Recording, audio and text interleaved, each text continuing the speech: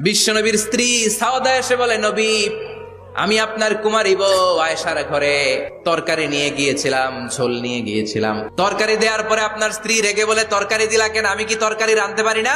রাগের চোটে তরকারির ঝোল নিয়ে, পায়েস নিয়ে আমার গালের মধ্যে মাখিয়ে দিয়েছে আপনার বউ। আপনি তো শ্রেষ্ঠ বিচারক, ও নবী বিচার করে দেন। মা আয়েশাকে ডেকে পাঠালেন। মা আয়েশারে বললেন, ও আয়েশা, আসলে এমনটা করেছো নাকি? মা এসে বলে, নবী, তখন আমার মেজাজটা বড্ড গরম ছিল, আসলে কাজটা ঠিক হয় নাই, আমারে ক্ষমা করেন। বিষ্ণু বললেন, আমার আদালতের রায় হচ্ছে কিসাস। সাউদাকে যেমনি তুমি পায়েস মাখিয়ে দিয়েছ, সাউদাও পায়েসের বাটি থেকে কিছু পায়েস নিয়ে আয়েশার গালে মাখো। সাউদাও বিশ্বনবীর রায় অনুযায়ী বাটি থেকে পায়েসের ঝোল নিয়ে মা আয়েশার গালের মধ্যে মেখে দিলেন। মা আয়েশা কি আর করবেন, হেসে দিলেন।